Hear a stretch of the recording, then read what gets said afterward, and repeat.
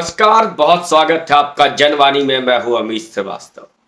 बिहार में जब कुछ वर्ष पहले 10 वर्ष पहले जब मैं बिहार में गुजरता था सुबह सुबह, तो सड़क के किनारे कुछ महिलाएं शौच के लिए बैठी होती थी और जैसे जैसे हम आगे बढ़ते थे वो महिलाएं खड़ी हो जाती थी अपनी इज्जत को ढकने के लिए। वो दृश्य बड़ा ही पीड़ादायक होता था। आज वो दृश्य नहीं दिखता है क्योंकि आज देश में नरेंद्र मोदी की सरकार ऐसी बनी कि हर घर को शौचालय दिए और लोगों को इतनी मदद मिली कि महिलाओं का इज्जत तो ढका ही गया, प्रदूषण भी जो होता था वो भी कम हुआ, स्वास्थ्य में भी वृद्धि हुई, बीमारियां भी कम हुई। इन सबको देखिए तो लगता है क्या इस देश में ऐसी सरकार है जो नरेंद्र मोदी की सरकार है, वो ऐसी ऐसी छोटी छोटी चीजों का ख्याल क्यों रखता है। लेकिन आज नरेंद्र मोदी सरकार ने जो बात कही, मुझे मजबूरन ये वीडियो बनाना पड़ा है। और अगर आपको नरेंद्र मोदी से नफरत हो तो कोई बात नहीं, आपको उनकी आलोचना करनी हो करते रहिए, लेकिन कुछ प्रश्न ऐसे हमारे बीच हैं जिस पर बात करना जरूरी है। कतर एक ऐसा मुस्लिम देश जहां पर नियम कानून बहुत सख्त, चोरी करोगे हाथ काट दिए जाएंगे, पूरा सरियाल नियम चलता है वहां। भारत से उसके संबंध पिछले कुछ दिनों सही नहीं रहे।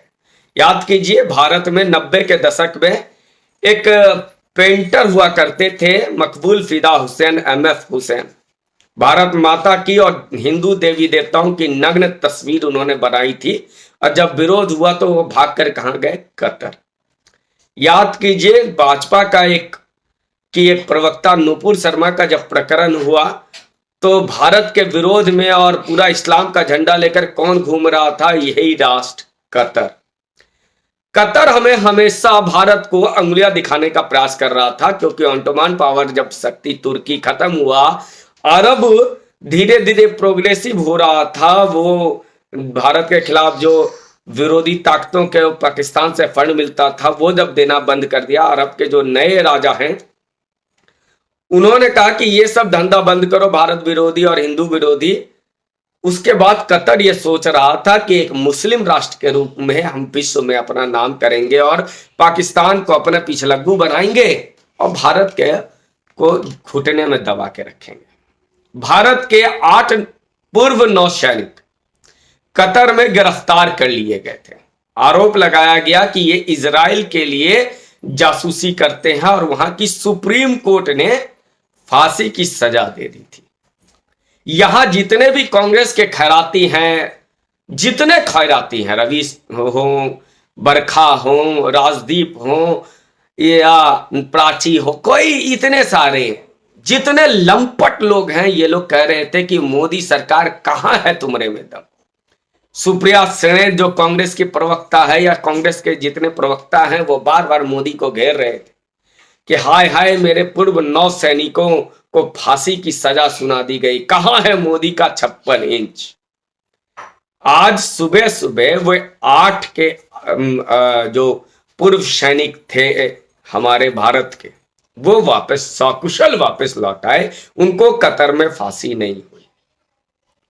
ये देखिए कैसा खेल है इस देश का और इस देश की ताकत देखिए कि हमारे दुश्मन उन पे आरोप क्या लगा था? भारत का नहीं, इजराइल के लिए जासूसी करने का आरोप लगा था और उनको फांसी की सजा वहां की सर्वोच्च अदालत दे रहे थे, सुप्रीम कोर्ट ने दिया था कतर का। कतर पे हमारे रिश्ते खराब हैं, मोदी ने पूरे विश्व के से रिश्ते खराब कर दिए हैं। ये बातें कहने वाले कांग्रेस के दरबारी पत्रकार और यूट्यूबर्स बड़ा घेर रहे थे नरेंद्र मोदी को। आज ये सब के सब चुप हैं, खामोश हैं, कुछ नहीं बोल रहे हैं। यहां तक कि टीवी मीडिया में भी ये खबर को धीरे से दिखाया गया जब पूरे विश्व में मोदी का डंका बज रहा है। और आज जब दुबई जैसे देश में वहां पर हिंदू सनातन का मंदिर बन रहा है और मोदी उसका उद्घाटन कर रहे हैं, शिलान्यास भी मोदी किए थे, उद्घाटन करने जा रहे हैं। 14 तारीख को वहां उद्घाटन है उस मंदिर का। तब ये लोग कहते हैं कि भारत की साख गिर गई, भारत मोदी को किसी भी पड़ोसी देश से नहीं बन रहा है। खान सर एक है ना पटना वाले, वो भी कह रहे थे कि मोदी के राज में तो सारे देश से नफरत हो गया, सारे देश हमसे दूर हो गए। लेकिन G20 का मीट भी हमने देखा, समिट G20 का, उसमें भी मोदी की डंका बजी। जो समझौते पास हुए, रसिया, चाइना सब खुश, अमेरिका खुश, सब खुश, पूरा G20 खुश। उसके बाद आज कतर में एक दौर था कि हमारे सैनिक को पाकिस्तान के टुच्चे भर सैनिक आते थे, हमारे हेमराज का सर काट करके ले जाते थे। अब भारत की सरकार मौन रहती थी। एक दौर था जब मुंबई में कसाब हथियार लेकर के घुसता था, हमारे 250 से ज्यादा जवानों को मार देता था, हमारे देश के नागरिकों को मार देता था। अब भारत की मनमोहन सिंह, सोनिया गांधी की कांग्रेस सरकार कोई एक्शन नहीं ले पाती थी। आज मोदी के राज में सर्जिकल स्ट्राइक हो रहा है, एयर स्ट्राइक हो रहा है, अमेरिका भी मजबूर है और इजराइल फिलिस्तीन को भी हमने साधा हुआ है। उस समय कतर के थे, ऐसे पूर्व नौसैनिक आ गए, ये कितनी बड़ी बात है। यदि हमारे पूर्व नौसैनिकों को कतर में फांसी लग जाती तो सोचिए हमारा देश का सर कितना झुक जाता। फिर ये जितने दरबारी हैं, खैराती लोग हैं, ये कहते कि मोदी के राज में तो सब खत्म हो गया। लेकिन आज जब आया है तो मोदी को तारीफ नहीं मिलनी चाहिए। और सिर्फ मोदी को ही क्यों, इस देश में विदेश मंत्री एस जयशंकर है, मोदी के सबसे विश्वस्त विदेश सचिव रहे। बाद में मोदी जी ने उन्हें विदेश मंत्री बना दिया, IAS ऑफिसर थे। उसके बाद इनको मोदी जी ने अपने कैबिनेट में जगह दी और ऊंचे पद पे जगह दी। हमने देखा है कि विदेश में कई ऐसे मामले आए हैं जहां पर खड़े हो गए एस जयशंकर और भारत की डंका बजा दी। और सिर्फ भारत की डंका नहीं बजी, अंदर में विश्व में ही भारत का नाम नहीं हुआ। आज भारत में कभी बनारस में विस्फोट होता था कांग्रेस के राज में, कभी दिल्ली में विस्फोट, कभी लखनऊ में विस्फोट, कभी पटना में विस्फोट, हर जगह विस्फोट ही विस्फोट, आतंकवादियों बम फेंक देते थे। लेकिन आज एक भी जगह आतंकी घटनाएं नहीं हो रही है। इसके पीछे एक आदमी का दिमाग है, वो है अजीत डोभाल, वही नरेंद्र मोदी के विश्वस्त। तो नरेंद्र मोदी ने जो भी किया है, अपने विश्वस्त और एक नंबर जो टॉप क्लास के आदमी थे उनको अपने कैबिनेट की जगह दी। चाहे नितिन गडकरी सड़क बनाने में हो, चाहे रक्षा मंत्री राजनाथ सिंह हो, गृह मंत्री अमित शाह हो, इतने लोग इनके, या वित्त मंत्री, आज ये लोग लाख बकवास करते रहे लेकिन भारत की अर्थव्यवस्था को मजबूती के साथ साधा है किसी ने, तो निर्मला सीतारमण ने। भारत में जितने भी अच्छे काम हुए हैं पिछले दिनों वो मोदी और मोदी के मंत्रियों ने किया है। तो फिर मोदी के मंत्रियों को तारीफ क्यों नहीं मिलनी चाहिए। 2024 का चुनाव है और एक भाजपा आज अगर कहते हैं कि ये लोग राम मंदिर बनवा दिए और राम मंदिर के नाम पे वोट ले रहे हैं, तो अरे भाई भाजपा बदनाम क्यों हुई थी। इसी नरेंद्र मोदी को क्यों दंगाई कहा गया था, क्योंकि ये राम मंदिर की बात करते थे। और राम मंदिर का फैसला आया पूरे विश्व में, जहां भी दो समुदाय, दो धर्म के बीच में किसी भी स्थल को लेके, चाहे अलस्का मस्जिद हो या तमाम भी, जहां पर दो धार्मिक उन्माद है, जहां पर वहां श्री राम मंदिर इकलौता ऐसा बना जहां पर सारे मामले सॉल्व हो गए, मंदिर बन गया शांति से। इसी तरह से 370 हटाने की बात थी। कांग्रेस के नेता महबूबा मुफ्ती और तमाम ये जो मोदी विरोधी हैं कहते थे 370 हटाओगे तो आग लग जाएगा देश में, पानी बरसा भी नहीं, आग चिंगारी भी नहीं होगा, और 370 हटा दिया अमित शाह के गृह मंत्री रहते हुए। ये बड़े बड़े काम ऐसे हैं जो बताता है कि भारत आज सुरक्षित हाथों में है, चाहे जिसको जितना भी बकवास करना है, क्योंकि इन खैराती, इन जो कांग्रेस के दरबारी पत्रकार हैं, ये सब बेरोजगार हो गए, यूट्यूब पर पैसा कमाते हैं, पाकिस्तानी व्यूअर्स हैं इनके, हमारे आपको व्यूअर्स नहीं मिलेगा। हो सकता है यूट्यूब हमारे वीडियो को दबा दे, लेकिन इनके वीडियो को खूब चलाया जाता है, देखने वाले भी खूब देखते हैं, लेकिन देश इनसे नहीं चलता। ये लोग पहले मंत्री बनाते थे, मनमोहन सिंह के कैबिनेट में कौन मंत्री बनेगा, नीदा राडिया केस में बर्खास्त तो तय कर रही थी। अब सोचिए कि उस देश में यात्री भारत आने के बाद खबर मिलता है, क्योंकि इन खैरातियों का कोई भरोसा नहीं है। कतर पे जाके कहने लगे कि मोदी को गिराना है, इसीलिए भारत के नागरिकों को मार दो। ये देशद्रोहियों का कोई भरोसा नहीं है कि ये कब क्या कहें। कभी ये पाकिस्तान के साथ खड़े हो जाते हैं, कभी ये बांग्ला, जहां भी भारत, चीन के साथ खड़े हो जाते हैं। आज तक राहुल गांधी ने चीन को कभी भी निंदा नहीं की, किसी भी मामले में निंदा नहीं की। ये जो बड़ी बिंदी गैंग है जो महिला महिला चिल्लाती है, किसान आंदोलन में एक महिला का बलात्कार हो गया, ये लोग मौन रह गए। किसान आंदोलन में एक व्यक्ति को काट करके टांग दिया गया, वो मौन रह गए और ये कहते हैं 700 किसान की मृत्यु हो गई। पुलिस ने डंडा चलाया नहीं, फिर किसान की मौत कैसे हो गई भाई? ये जो खैराती लोग हैं, ये जो कांग्रेस के जमाने में अपने भाई को टिकट दिलाता था रवीश कुमार बिहार कांग्रेस से, इसे तो नरेंद्र मोदी की आलोचना करनी ही है, क्योंकि भाई को टिकट दिलाना है।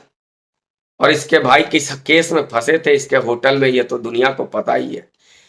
खबर आ रही है कि राजदीप सरदेसाई की बीवी को बंगाल में से राज्यसभा का सांसद बनाया जा रहा है, सागरिका घोष को।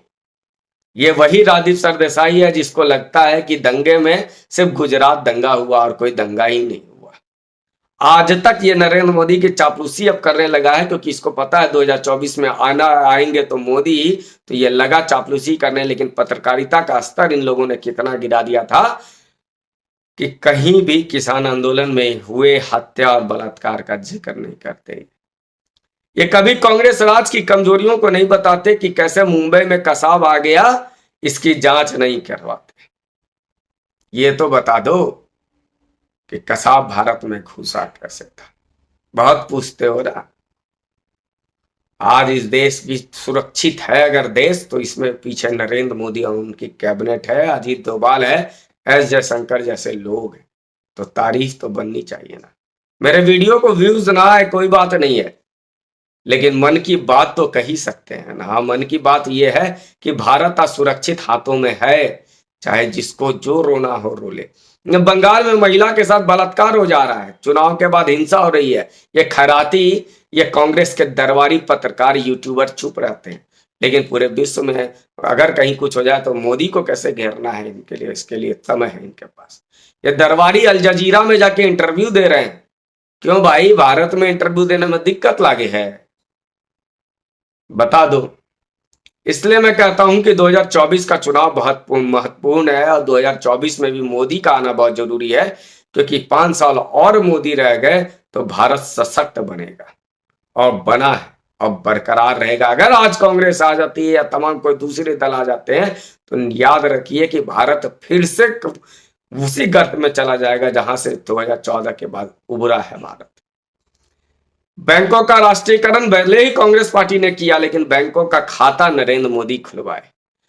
सड़कें, आईआईटी बनाने की बात, एम्स बनाने की बात कांग्रेस ने जरूर किया, लेकिन एम्स को विभिन्न राज्यों तक पहुंचाने का काम मोदी ने किया।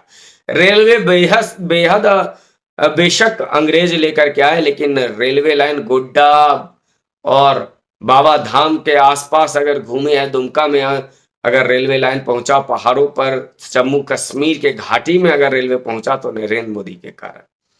एयरपोर्ट यदि देखकर दरभंगा में पहुंचा, तो यह नरेंद्र मोदी के कारण। यह आपको मानना पड़ेगा कि देश सुरक्षित है तो नरेंद्र मोदी के शासन के कारण।